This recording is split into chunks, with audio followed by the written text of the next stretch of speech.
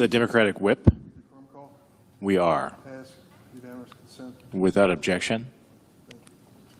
Mr. President, if you put me on the spot and ask me, how many times I have flown from O'Hare to Washington during the course of my congressional career, I couldn't guess. I'm going to take a wild guess and say 2,000. 2,000 flights in and out of O'Hare. This morning I had a press conference there, and it was important for those who count on that great airfield to know what I learned. I met with the air traffic controllers. It turns out that O'Hare at this point is the busiest airport in the world, if you combine both passenger and cargo air traffic. It's also the case that for more than 10 years, they have been understaffed when it comes to air traffic control. They don't have enough air traffic controllers. They have been working 6 days a week, 10-hour days, for at least 10 years and in the foreseeable future. They are concerned about it. I am as well. They are doing their job and doing a great job in the process, but they're under pressure unlike anything most of us can imagine. They literally have the lives of ourselves and our families in their hands when they're directing air traffic around O'Hare. Recently, when we had a government shutdown, there was a question raised as to whether or not we were going to reduce the number of air flights in America as a result of it. It was not an unreasonable suggestion, because when you consider that we need 14,000 air traffic controllers nationwide and we have around 10,000, we already start off with a problem. Fortunately, that reduction in air service only lasted a brief period of time. I met with those air traffic controllers today and told them that I voted to reopen the government, thinking of them and thinking of the recipients of the SNAP benefits, the food stamp benefits across America. But that isn't enough to be concerned about it.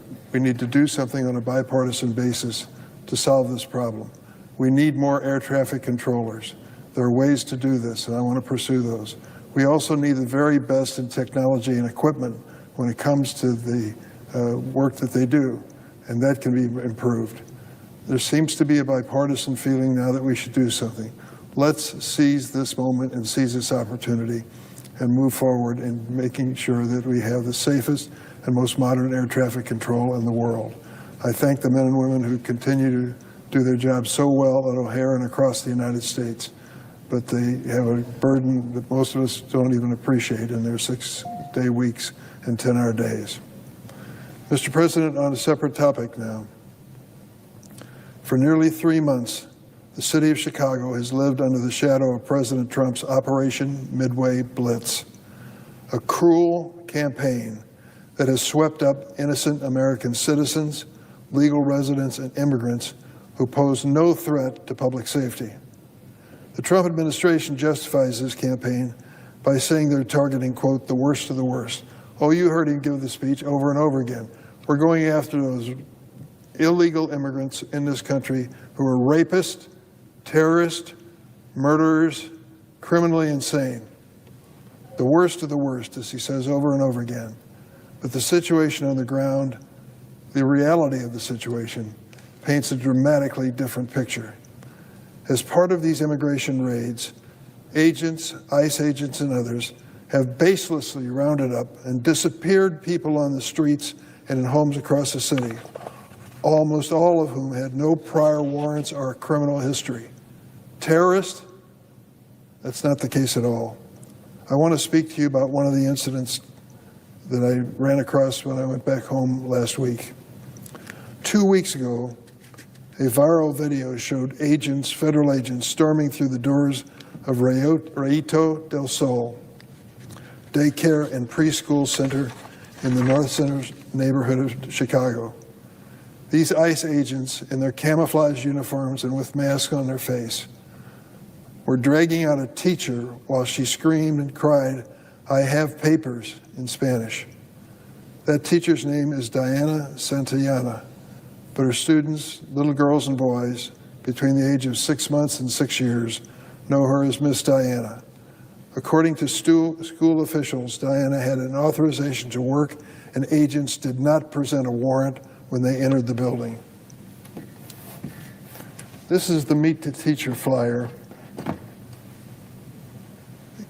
for Miss Diana that's posted in the classrooms of Rayito del Sol. This was the woman that the ICE agents went into the school and daycare center and arrested.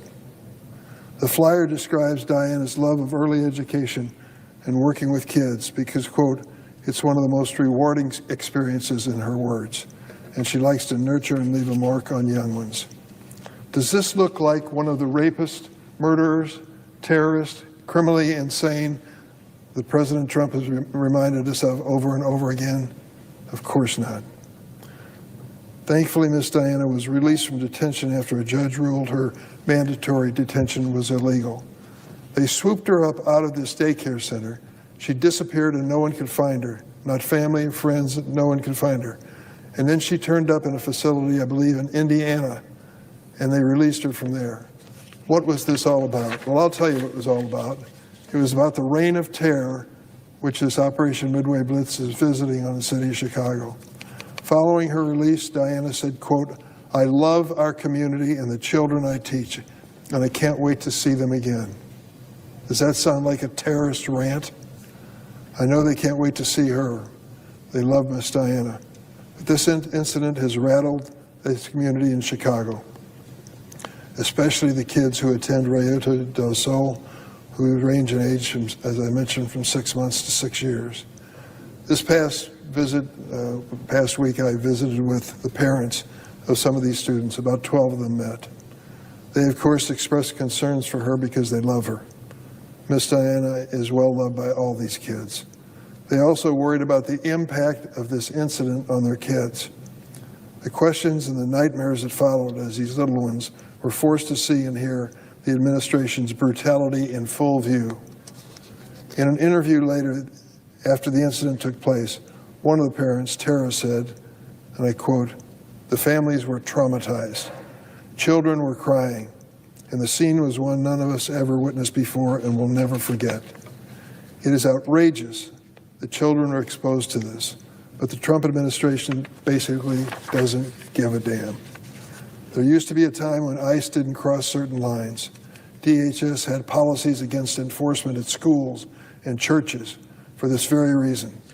Not anymore. They've got to go after terrorists like Miss Diane, and so they have to break all of the rules that have been established. President Trump has touted Operation Midway Blitz as a resounding success, but these raids aren't targeted. The administration is swooping out people off the streets, while they're dropping off their kids at school or heading to work, or simply looking Hispanic, good enough to be arrested and deported. Don't take my word for it. Listen to what U.S. District Court Judge Jeffrey Cummings said. In a lawsuit challenging warrantless immigration arrest in Illinois, Judge Cummings read from a summary he and his law clerks compiled of more than 150 pending immigration cases in which arrestees were challenged their deportation. The judge said the circumstances of the arrest show that Operation Midway Blitz is not targeting hardened criminals, not targeting the worst of the worst. In that case, the Trump administration provided a list of more than 600 individuals detained during Midway Blitz. By their own data, just 16 of the 1,600 detainees have any criminal history that poses a high risk to public safety. Do you know what percentage that is, Mr. President? Less than 3%. Terrorists, rapists, murderers, criminally insane. Less than 3% have any criminal background. All of this confirms what I've been saying for months. What is happening in Chicago with Midway Blitz is a political theater to spread fear, not reduce crime. Oh, they struck fear in the hearts of the kids at this daycare center. They may never forget what they saw that day when the agents came in their camouflage and their mask and whisked this poor woman out to deport her, and started off by sending her to Indiana and then releasing her. It made no sense whatsoever. This is political theater at its worst. Chicago deserves better. America deserves better. Reports indicate Border Patrol Chief Greg Bovino is leaving the city of Chicago. Let me tell you, he couldn't leave too soon for my conclusion. However, we expect immigration raids to continue in the city. And Mr. Bovino has already taken his administration's brutal tactics that they've been practicing in Chicago to Charlotte, North Carolina. In just one weekend, DHS agents raided a church and arrested at least one U.S. citizen simply because he looked Hispanic. In Mr. Bovino's own words, and I quote, "It wouldn't surprise me to see us in a city near you." So I asked my colleagues, especially my Republican friends who value liberty and freedom as much as I do, what is stopping this government from deploying tear gas in your home city? What is stopping them from pointing guns at your constituents? What is arresting your fellow neighbors without cause mean to you in the future? It's a legitimate question. Don't look the other way out of personal or political loyalty to this president. Look straight in the eyes of the people you represent and tell them you stand for the Constitution and the well-worn history of this country where we have tried to push back when tyrants emerge. It's on all of us to call out these abuses of powers and this trampling of civil liberties. How can we say to Miss Diana, we're sorry? We can say it by ending Midway Blitz as fast as possible and by reassuring the families there that we want to have a safe nation, but not at the expense of our basic liberties. I yield the floor.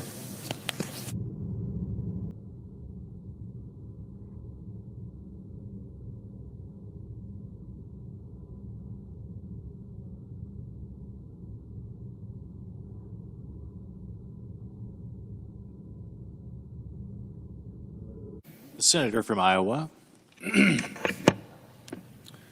Today, I commend First Lady Melania Trump for her leadership on the recent Fostering the Future for American Children and Families executive order.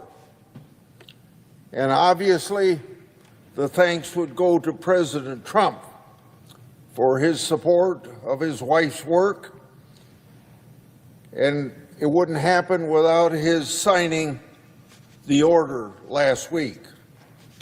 This action is an important step to see that young people who have experienced foster care are supported as they begin to navigate their lives as adults.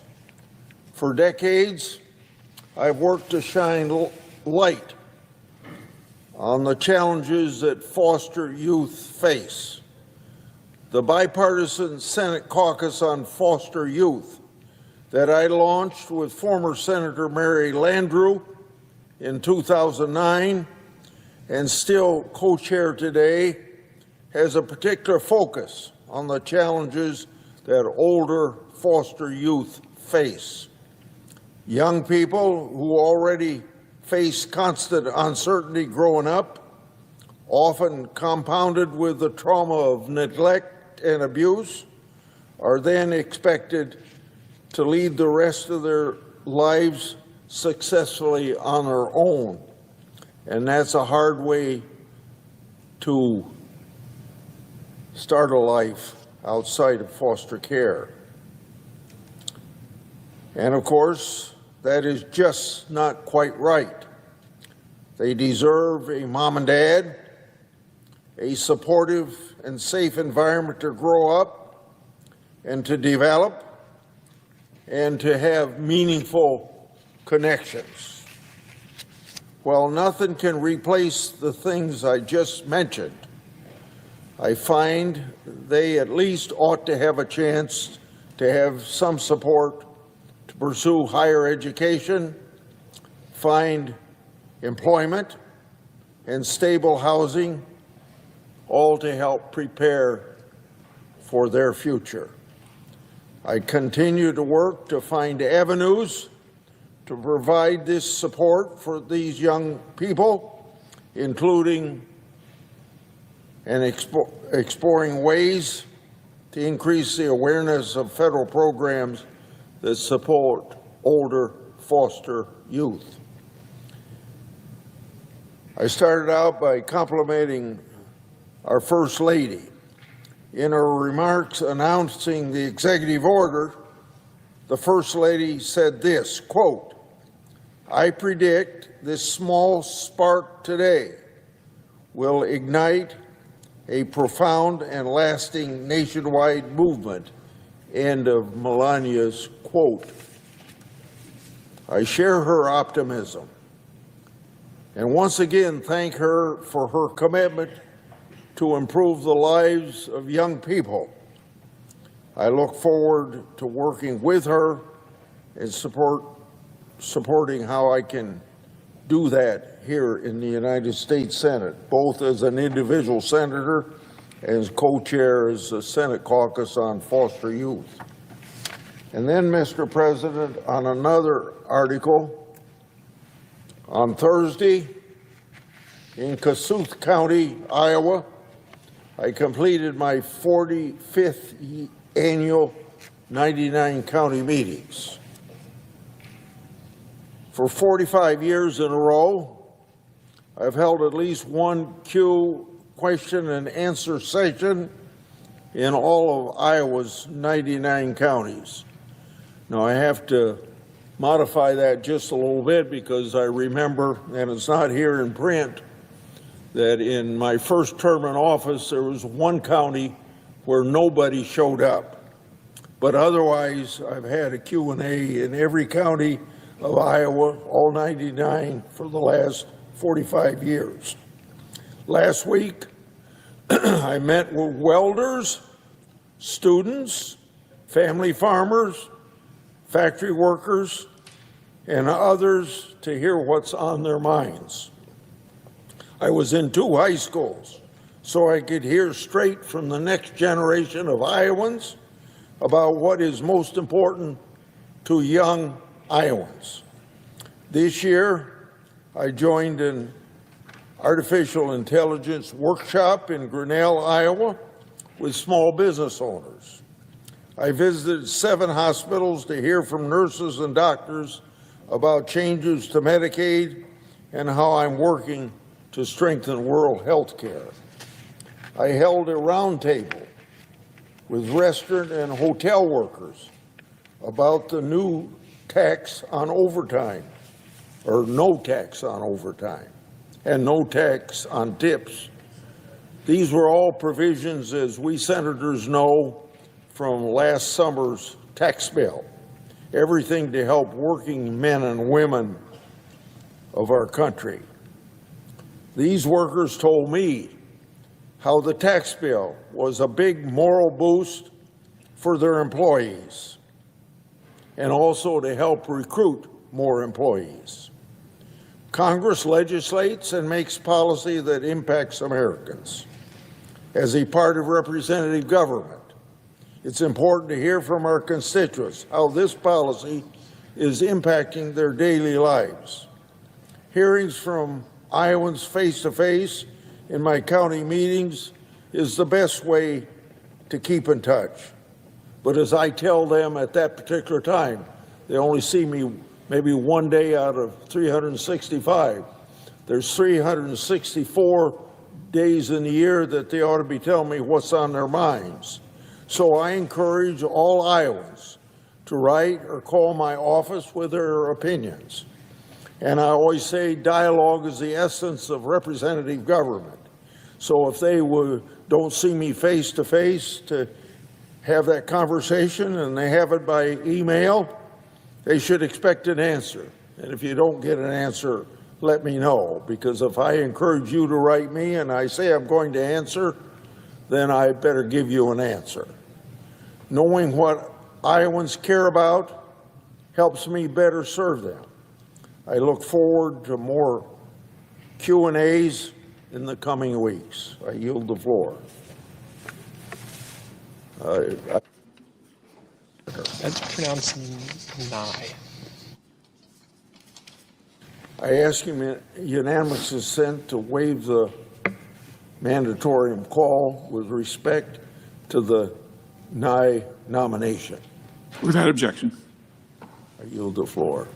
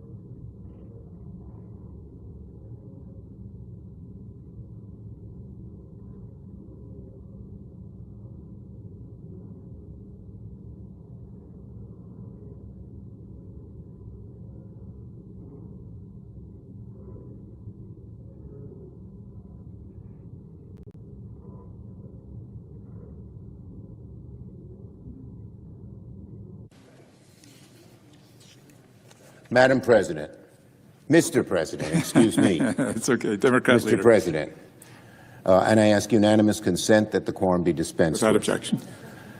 Well, Mr. President, Donald Trump has tried to cover up for Jeffrey Epstein long enough. It's time that the Senate finish the job to finally compel the Department of Justice to release the Epstein files. A few hours ago, the House of Representatives passed their Epstein bill with as lopsided as a vote as you can get, 427 to 1. It's now the Senate's turn. In a few moments, I will ask unanimous consent for the Senate to pass the Epstein bill as soon as it comes over from the House. My unanimous consent request guarantees that the Senate will immediately pass the Epstein Files Transparency Act without any further action as soon as it comes over from the House. We will pass the House's bill without changes, without delay, and we will finally get this done. Epstein victim groups have made clear that they support this bill as written, without amendments. We should listen to them and pass this bill quickly. They've worked so hard and long to make this happen and deserve tremendous, tremendous credit that we have arrived at this moment. This isn't about Democrats versus Republicans or about Congress versus the President. This is about giving the American people the transparency they've been crying for. This is about holding accountable all the people in Jeffrey Epstein's circle who raped, groomed, targeted, and enabled the abuse of hundreds of girls for years and years. The American people have waited long enough. Jeffrey Epstein's victims have waited long enough. Let the truth come out. Let transparency reign. And I urge my Republican colleagues, let the Senate act today.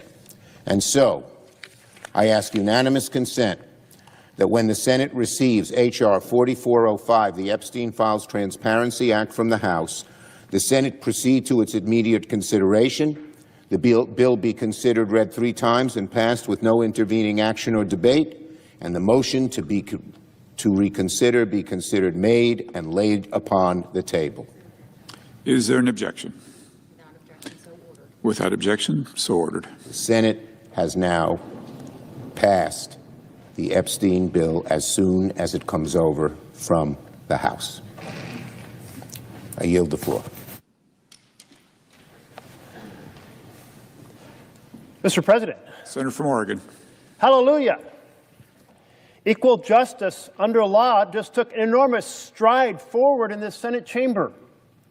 It was back earlier this year in July when Senator Lujan and I introduced the Epstein bill, the same bill that just passed the Senate chamber after passing through the House, and it had 25 sponsors, but we couldn't get a single sponsor from across the aisle. Not one.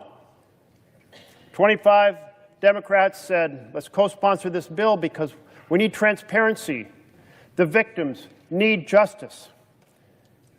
And yet, the president, who said during his campaign he was all about releasing these files, blocked them, did everything possible to stop them. And then in September, under consideration of the Defense Authorization Act, we put forward an amendment. In fact, our minority leader, Senator Schumer from New York, put forward an amendment and said, let's take the bill that Senator Lujan and I had introduced with 23 colleagues, and let's vote on it now and put it in the Defense Authorization Bill. And my good friends across the aisle again blockaded justice. They moved to table the amendment. And with only Republican votes, they created a 51-49 vote to kill justice, kill transparency, kill fairness for the victims of this evil, evil operation that Epstein headed. But the fight continued. The publicity continued from every part of the spectrum politically. From the far right and the near right, left of center, far left of center, all saying, this is wrong.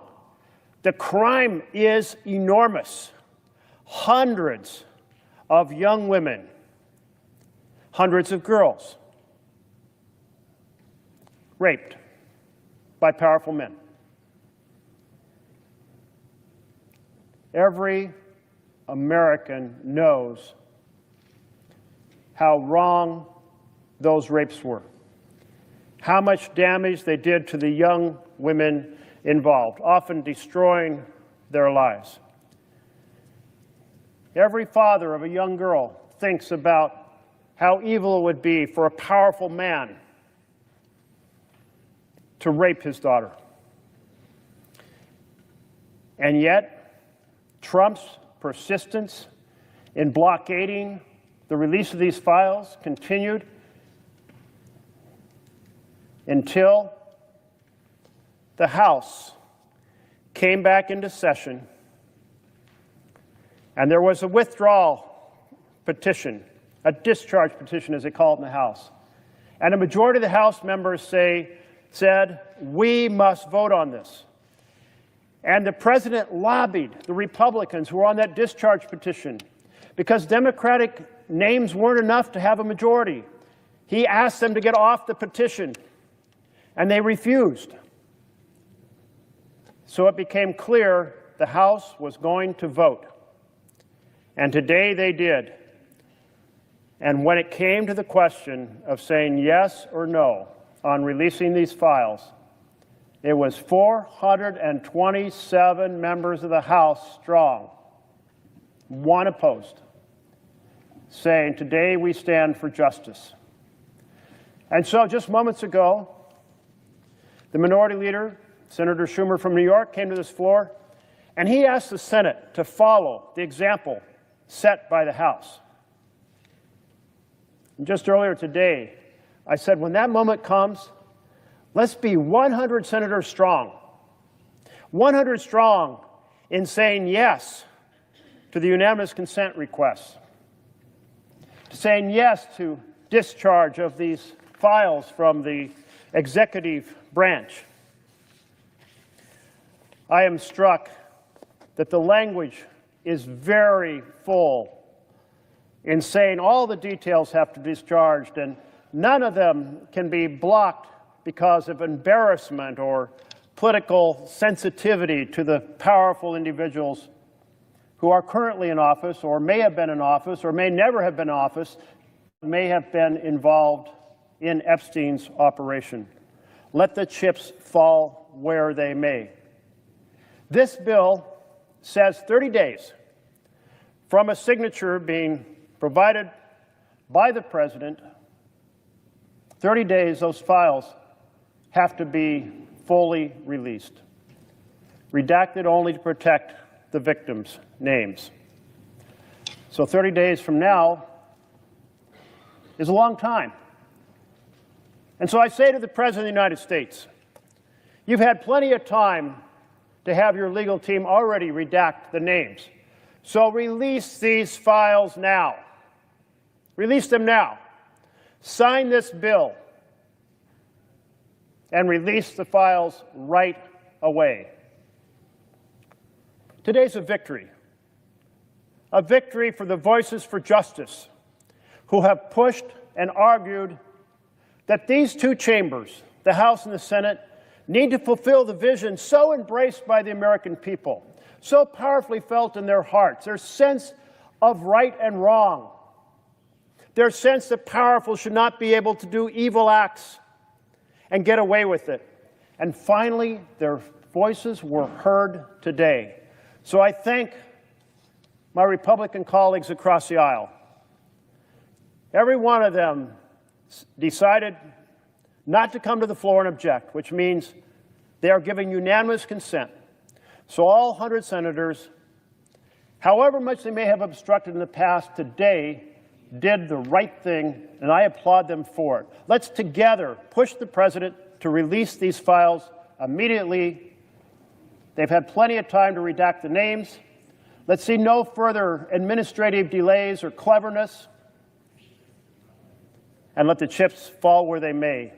May there be justice for the victims. May there be accountability for the perpetrators. Equal justice under law should be served. It's our duty to serve it, and we've taken a powerful stride to equal justice today. Thank you, Mr. President. Mr. President, Senator from Arizona, I ask consent to speak for 5 minutes. without objection. Mr. President, I've come to the floor 3 times now to call for the release of the Epstein Files. I apologize. Mr. President, I've come to the floor 3 times now to call for the release of the Epstein Files. Earlier today, the House voted to release the full files, and later today, I hope this chamber will do the same. Before we vote, I want us to remember what's really at stake here. This isn't about Democrats versus Republicans. It's about real girls who were hurt, abused, and trafficked by Jeffrey Epstein and the powerful people who surrounded him. One of those girls was Virginia Roberts Giuffre. She was forced to stay silent for years, but today I want to let her speak in her own words. Virginia was just 16 when she started working at Mar-a-Lago, where she met Epstein's recruiter, Ghislaine Maxwell. She writes in her memoir, Maxwell says she knows a wealthy man, longtime Mar-a-Lago member, she says, who's looking for a massage therapist to travel with him. My lack of experience doesn't concern her a bit. I'm sure you'd be terrific, she insists, looking me up and down. Will you come for an interview? Even today, more than 20 years later, I remember how excited I felt. Could my dreams of becoming a professional masseuse be on their way to coming true so quickly? Something about how this proper, well-spoken lady focused on me made me seem that possible. I told her I had to get permission from my dad first, that I really wanted to come. That wealthy man, we all know now, was Jeffrey Epstein. And that moment began years of trafficking and abuse for Virginia. Later in her memoir, she writes, I was about to spend more than 2 years in Epstein and Maxwell's orbit. My job, to do whatever they asked, whenever they asked it. There were no bars on the windows or locks on their doors, but I was a prisoner trapped in an invisible cage. Those are the words of a child who should have been safe, a child who should have been safe from predators like Epstein and Maxwell. She talks about how Epstein gave her money to rent an apartment so her parents wouldn't question why she had to go to meet Epstein's clients in the middle of the night. Here's the thing. Epstein did not act alone. He had help. And the men who helped him target and abuse young girls and protected him are still out there walking around like nothing happened. This can't just be another news cycle or another Tuesday. There needs to be justice. We owe it to Virginia and every survivor of Epstein's to finally get the full truth of how this happened and who allowed it to happen. That's why I'm going to again call for the full release of the Epstein files. Let's bring this evidence out, stop the secrecy, the cover-ups, and the protecting of these elites. The American people deserve the truth, and Virginia deserves transparency, accountability, and healing. At a press conference earlier today, another Epstein survivor said, today we stand in a moment that will decide whether our government belongs to the American people or to those who prey on them. We owe it to her and to every survivor to choose accountability and release the files. I yield back. The clerk will report the motion to vote cloture. Cloture motion. We, the undersigned senators, in accordance with the provisions of Rule 22 of the Standing Rules of the Senate, do hereby move to bring to a close debate on the nomination of Ho Ni of Alabama to be a member of the Nuclear Regulatory Commission, signed by 17 senators. Under the previous order, the mandatory quorum call under Rule 22 has been waived. The question is it the sense of the Senate that debate on the nomination of Ho Ni of Alabama to be a member of the Nuclear Regulatory Commission shall be brought to a close? The yeas and nays are mandatory under the rule. The clerk will call the roll. Ms. Alsobrooks, Ms. Baldwin, Mr. Banks, Mr. Barrasso, Mr. Bennett, Mrs. Blackburn, Mr. Blumenthal, Ms. Blunt-Rochester, Mr. Booker, Mr. Bozeman, Mrs. Britt, Mr. Budd, Ms. Cantwell, Mrs. Capito, Mr. Cassidy, Ms. Collins, Mr. Coons, Mr. Cornyn, Ms. Cortez Masto, Mr. Cotton, Mr. Kramer, Mr. Crapo, Mr. Cruz, Mr. Curtis. Yes.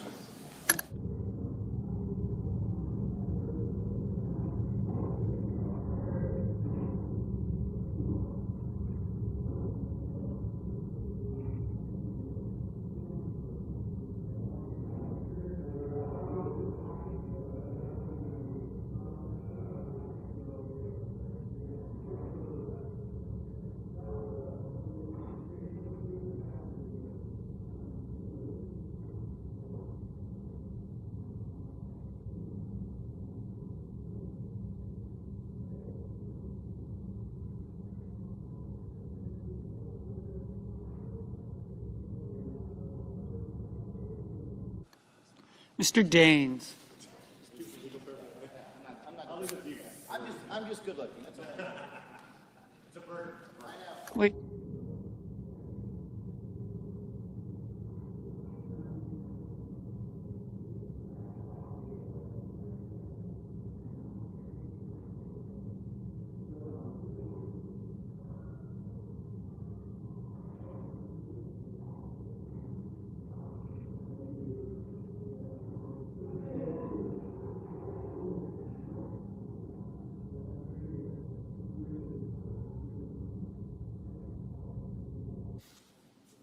Ms. Duckworth, Mr. Durbin, Ms. Ernst, Mr. Fetterman, Mrs. Fisher, Mr. Gallego, Mrs. Gillibrand, Mr. Graham, Mr. Grassley, Mr. Haggerty, Ms. Hassan, Mr. Hawley, Mr. Heinrich, Mr. Hickenlooper, Ms. Hirono,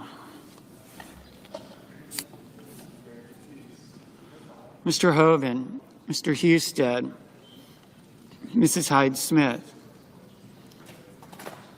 Mr. Johnson, Mr. Justice, Mr. Kane, Mr. Kelly, Mr. Kennedy,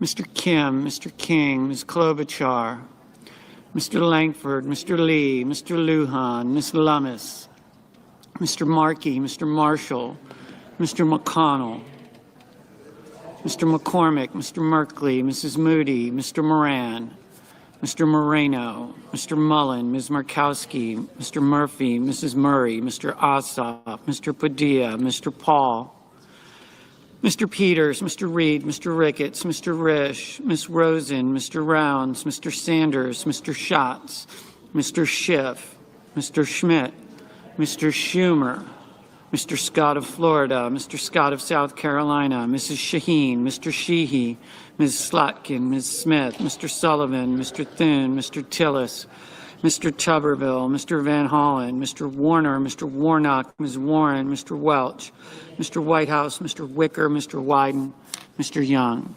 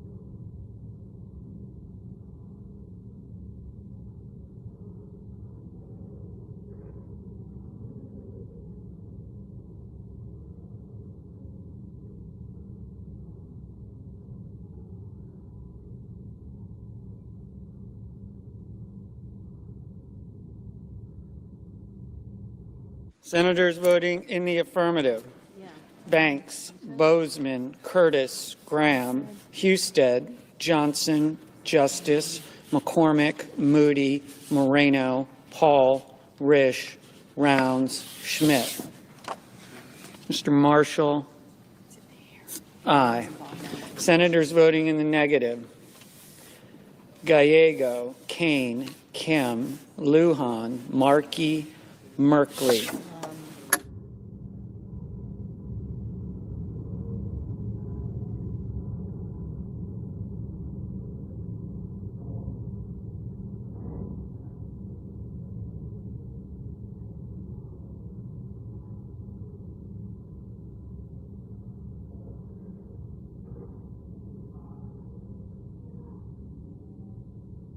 Mrs.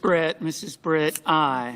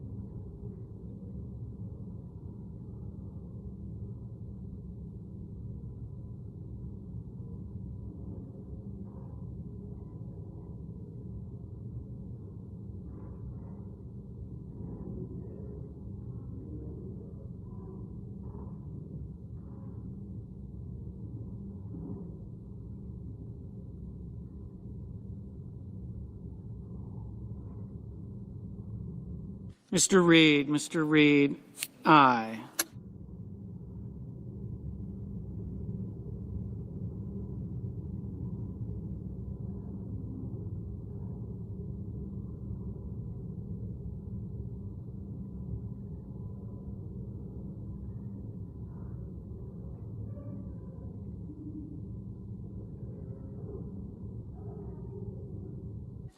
Mr. Tuberville, aye. Mr. McConnell, aye. Mr. Coons, aye.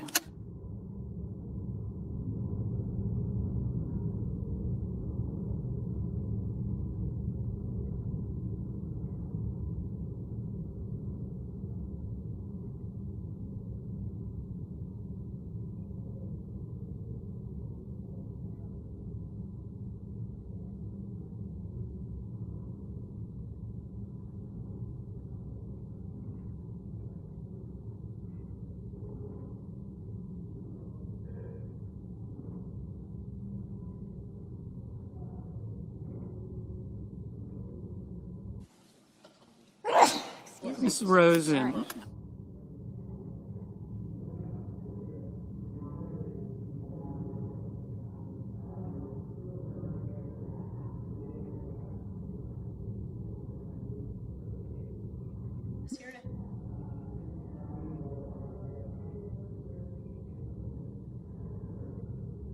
Ms. Rosen, no.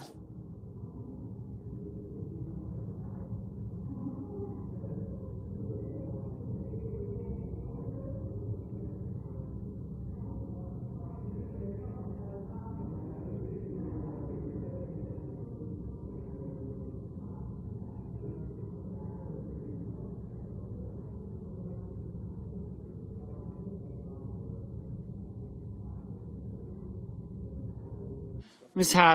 Hassan, no.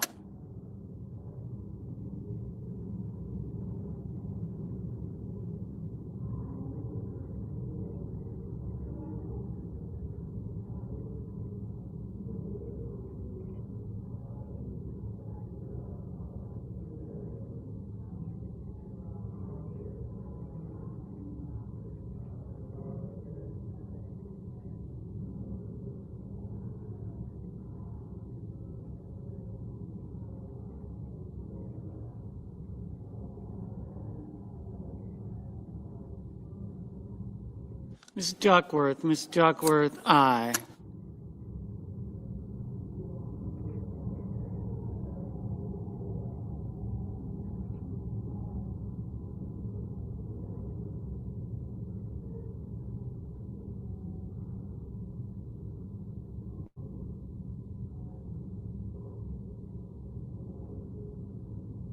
Mr. Scott of Florida, aye.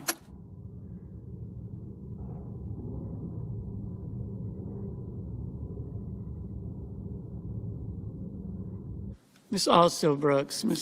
Brooks, no. Mr. Murphy, no.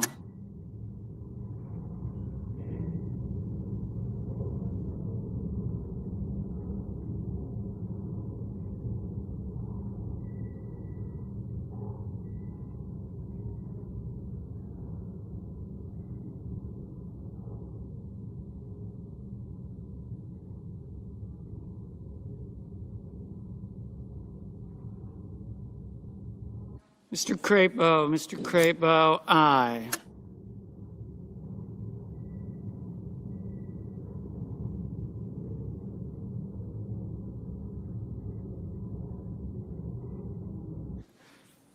Miss Ernst,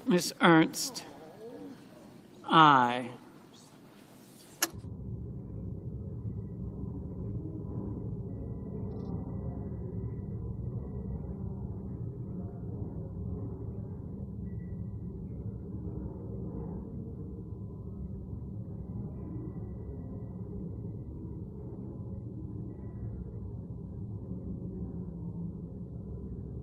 Yeah. Mr. Lee,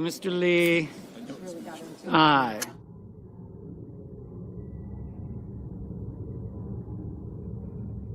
Mr. Budd, aye.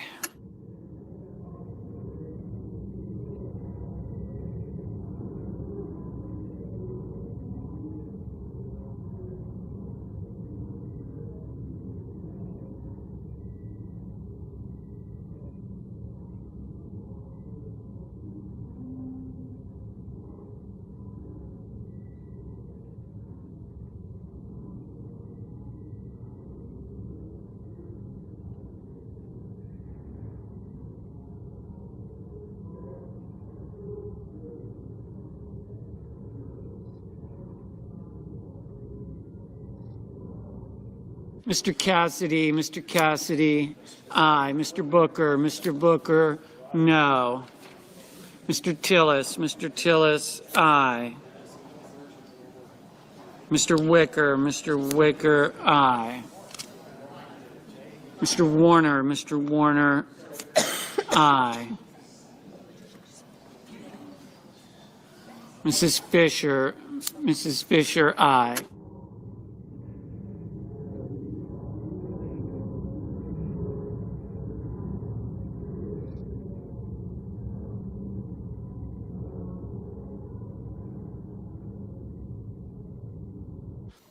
Mr. Peters, no.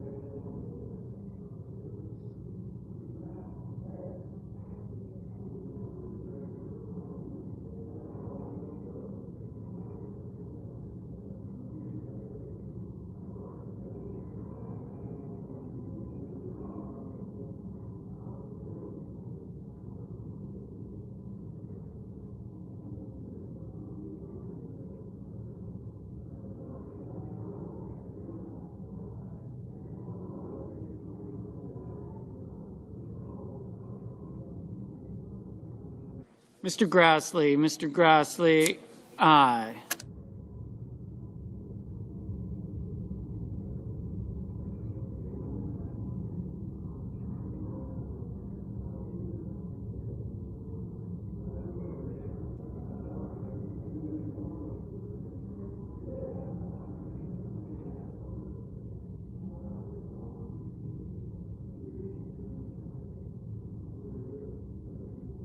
Mr. Bennett, Mr. Bennett, no.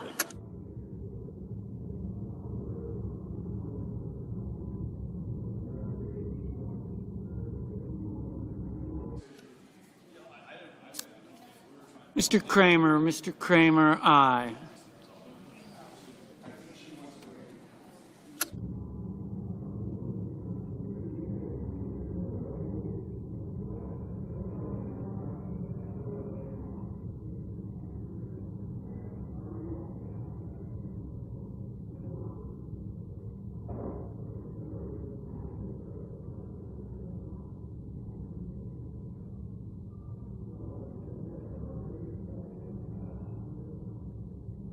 Mr. King, Run out the back door.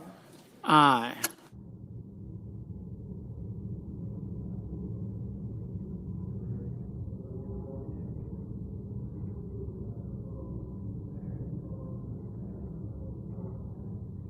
Mr. Moran, aye. Mr. Sheehy, aye. I was just thinking, you don't look a day over 39, but apparently that's not true. Oh, my gosh. No, I can't see Mr. that. Wyden, no. Mr. Heinrich, aye.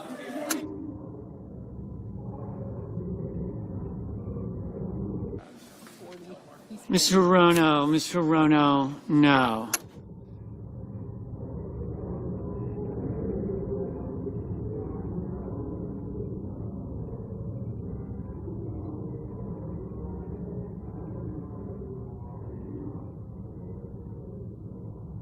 Mr.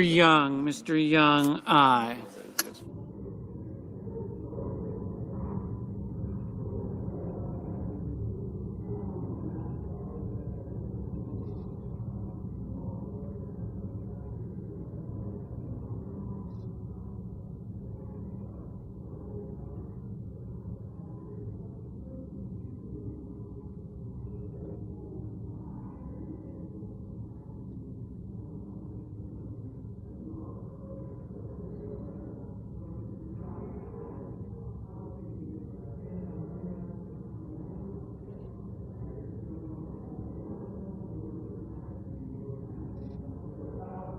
Ms. Smith, no.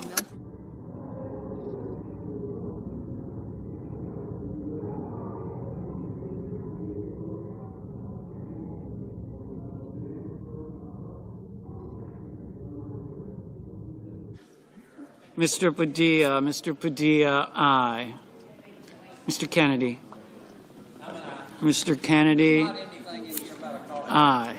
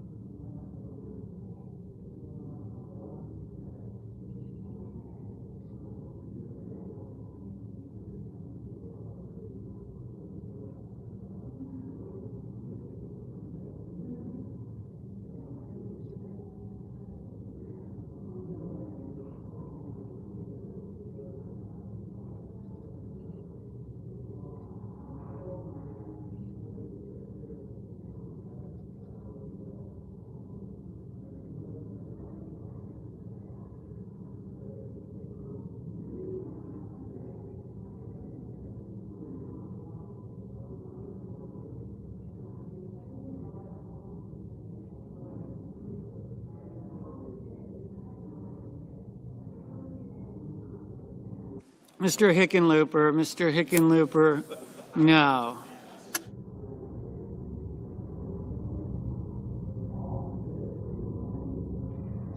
Ms. Blunt Rochester, Ms. Blunt Rochester, no.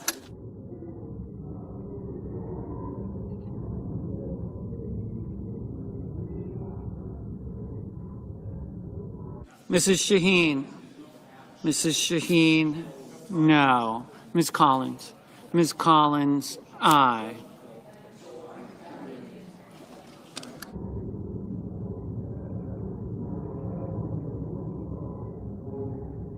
Mr. Schiff, no. Mr. Langford, aye. Ms. Cantwell, no. Mrs. Murray,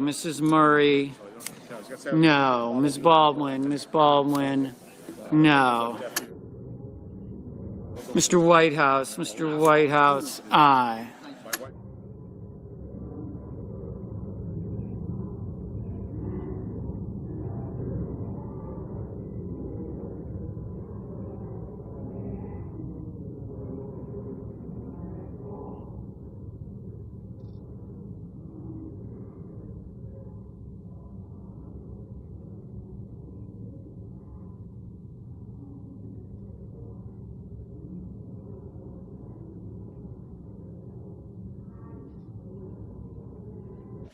Mrs. Blackburn, aye.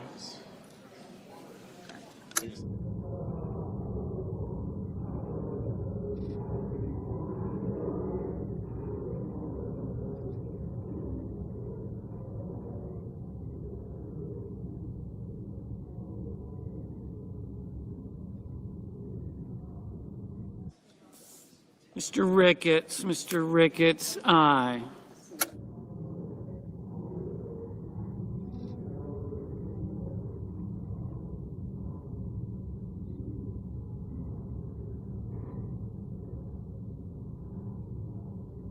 Ms. Warren, no. Mrs. Gillibrand, no. Ms. Cortez Masto, no. Mr. Durbin, no.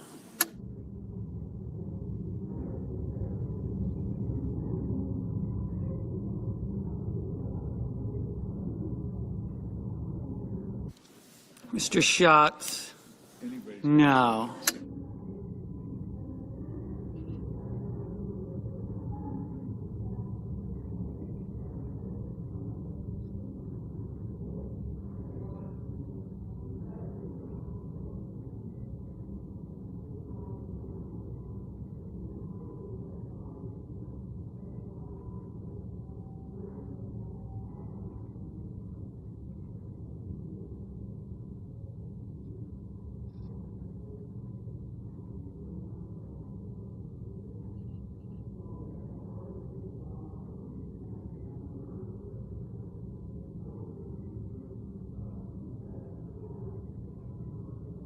Mr.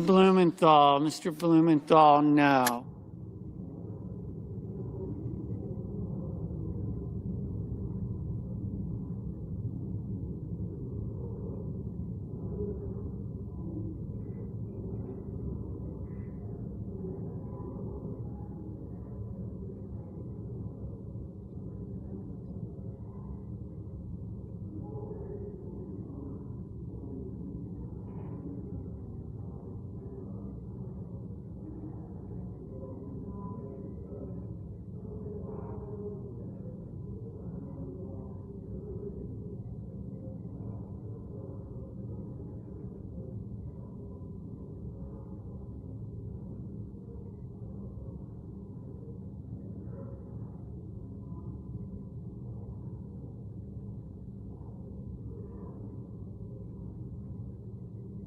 Ms. Klobuchar, aye.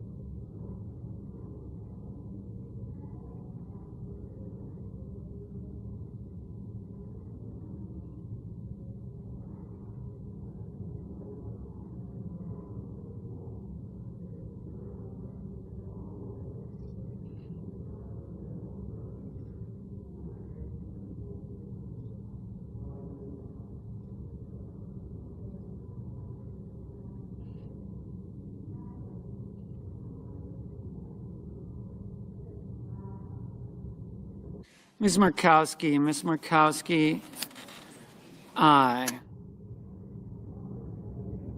Mr. Ossoff. Mr. Ossoff, aye.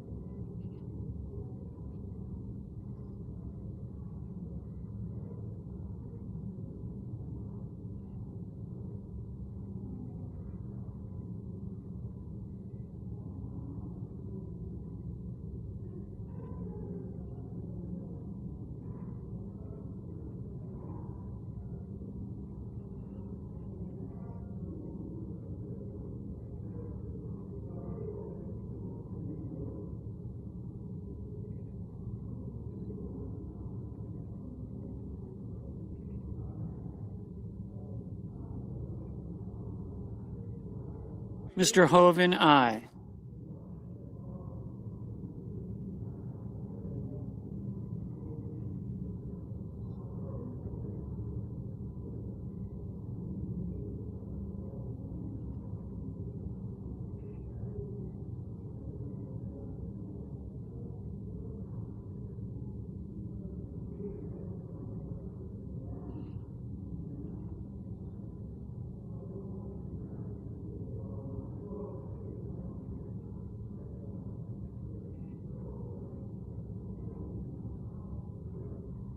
Mr. Sullivan, aye.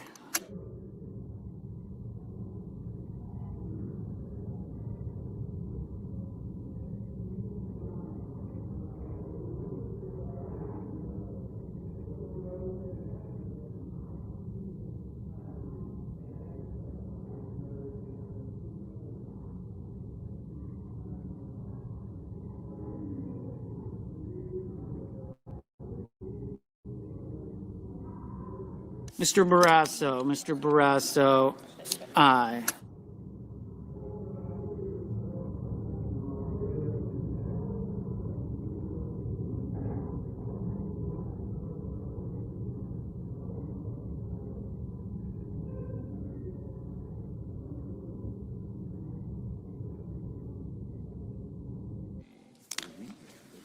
Mr. Kelly, aye. Mr. Cotton, aye.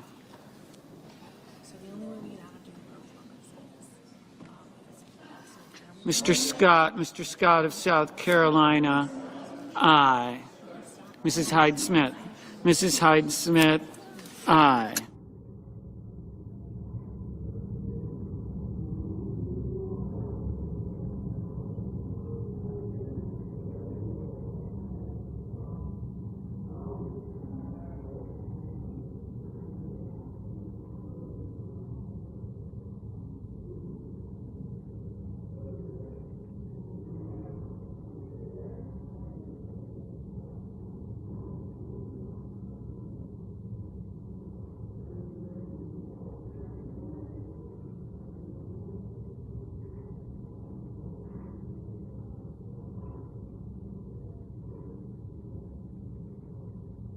Mr. Welch, no.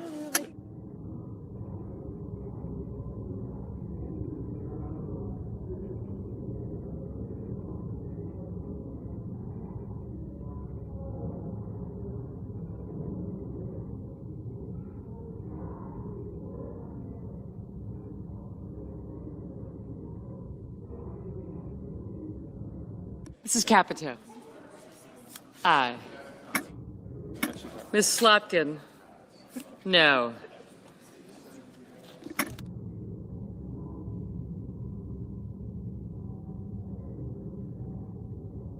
Mr. Daines, aye.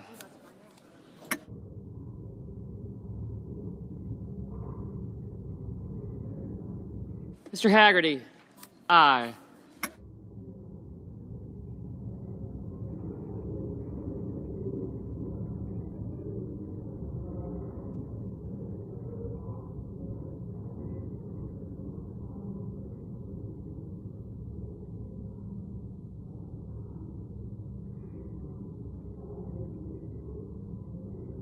Ms. Lummis?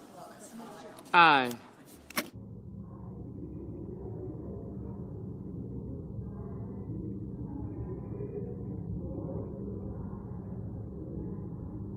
Mr. Van Hollen? No.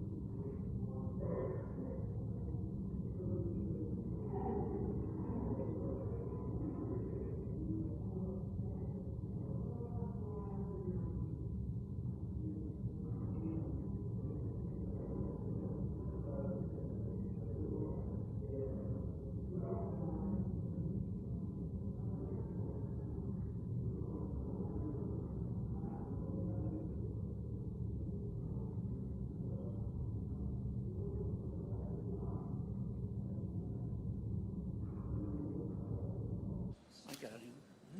What did he change? Yeah. Mr. Welch? Aye.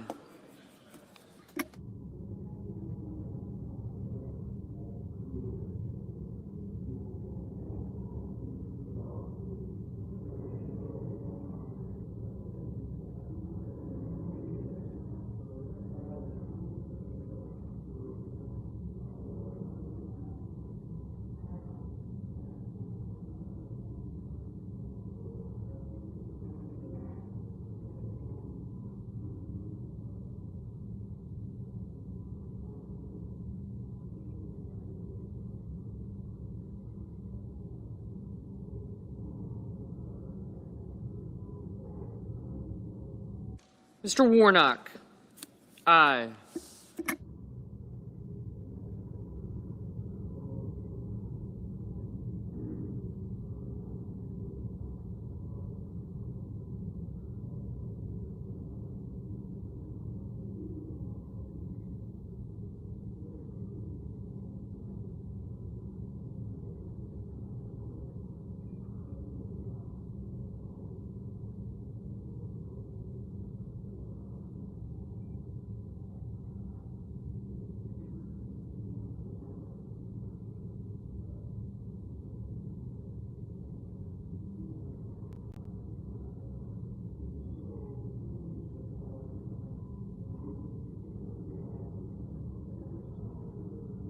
Mr. Mullen? Aye.